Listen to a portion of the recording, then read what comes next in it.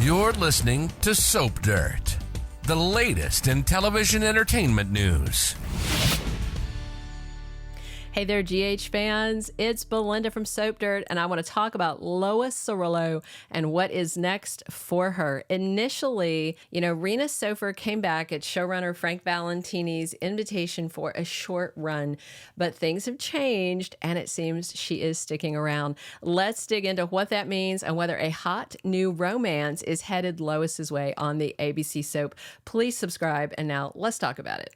If you watch the opening credits, you'll note that they change, from time to time, almost episodically. And Rena Sofer is on a lot of the credits as part of the opening cards. And as of a couple of months ago, she was in the section for recurring. I'm not sure if she's been upgraded to contract or she's going to stay on recurring. And we're just seeing so much of her because of BLQ's wedding. But I feel like General Hospital is laying the groundwork to possibly keep her around. This past week at BLQ's bridal shower, Lois really impressed Maxie Jones with her in-depth knowledge of Deception's roster of products. Plus, Lois is a customer who uses their face creams and that Deceptor beauty device. So I feel like that conversation wasn't for nothing, and I really feel like a very overwhelmed Maxie might hire Lois to help with her insane workload. And if Lois Cerullo is staying and she lands a job at Deception, to me, it seems like the next step should be a little, romantic action for her. With that in mind, I want to talk about her prospects of who she could date, who's a good age match for her, who's single, whose temperament might fit her, somebody she might be compatible with. So if you don't remember, it's been a minute since she was on, Lois's romantic history on General Hospital isn't that deep. It isn't that busy. She's not one of those characters that has slept with every guy around. She fell hard for Eddie Main and married him. And then she found out he was really Ned Ashton. He wasn't using his Quartermain last name back then. Later, they had divorced, then they remarried, and the only other love interest she had of sorts was devastatingly dashing and dangerous Lorenzo Alcazar. They had kind of a flirtmance thing, and then they had a one-night stand. And man, I would love to see Ted King back on General Hospital as Alcazar, but I don't think it's happening. I keep hearing rumors because Ted was over on Bold and the Beautiful, and then his role dropped back to just very rare. So, of course, we'll see. I would love that. But for now, Alcazar is not in the running. He's not somebody I considered simply because he's just not around. But I have 5 other hot prospects I think could be really interesting romantic partners for the lovely Lois of Bensonhurst. Let's talk about them. So the first one I want to mention is the very tall and handsome and oh so muscly Drew Cain. When his shirt just sprang open when Nina Reeves grabbed it, wow. Cameron Mathison must have been doing some serious chest work before he did those scenes. I swear he had a C cup, maybe a D cup worth of, pectoral muscles looking so delicious. So right away, you can see what Lois would see in him. I think we all saw it. Plus, she has spent time around Drew recently because he is a Quartermain. He is living at the mansion, if I recall correctly, and that means Lois knows him. She's comfortable around him. She's heard good things about him from all the Quartermains, I'm sure. And what's not to like? Tall, handsome, wealthy, smart, recently paroled. The downside is he's been getting frisky with naughty Nina Reeves, but I'm certain that the Qs would much rather that he dated Lois than Nina. I think they could be a very fun pairing.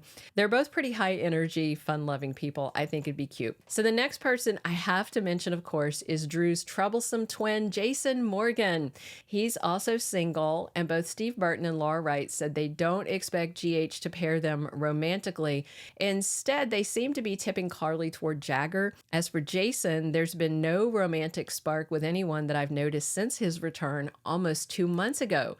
Liz and Sam are both in serious relationships. Carly's in the friend zone. So that means Jason is available for all intents and purposes. And I know he and Lois, they should know each other quite well because they have both been in Sonny Corinthos' circle for years, decades, honestly. And Jason is just as tall, handsome, wealthy, and muscly yummy as his twin Drew. Of course, course, he's got that mobbed up past and the FBI on his tail. But then again, Lois doesn't mind a little adventure and trouble. So I could totally see a vibe happening there. It could be really fun. Speaking of Sonny and people in his orbit, he is officially single as of this week. Also, Sonny's estranged wife, Nina Reeves, freaked out on Ava Jerome. She raged at her once she figured out Ava wants Sonny for herself, and she just went ahead and signed those divorce papers, sent back her rings. Ava's got the papers in her hands to give to Sonny. The problem is Ava wants to be the one in his bed. That being said, I am 190% certain that everybody that cares about Sonny would much rather see him with Lois Cerullo than with Nina or with Ava. And don't forget, Lois and Sonny have a friendship going back a long time from when they all lived in Brooklyn.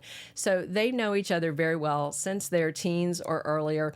And, friendship's a good foundation for a relationship. I could totally see Sonny and Lois vibing, and I think Olivia would appreciate that. All right, now let's talk about a returnee to Port Charles, John Jagger Cates.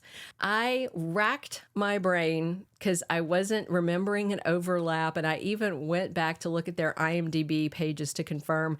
I don't think Jagger and Lois overlapped back in the day when Antonio Sabato Jr. was in the role. They may have just a little around 1994, but not enough to really matter. No significant storylines together. They're functionally strangers to each other. I'm sure they've heard each other's names, but, let's face it, Jagger's a hunk. And right now he is developing an interest in Carly Spencer, but that's a huge conflict of interest.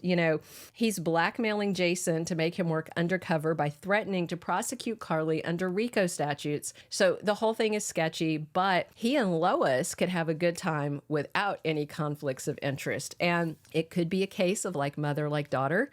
Her daughter Brooklyn is with lawman Chase, so it could be fun if Lois was also dating a lawman. And of course, Jagger is easy on the eyes. He's tall, blonde, blue-eyed, just a babe. And I think they would make a very nice-looking couple. She's got those blue eyes, too, with that black hair. Gorgeous.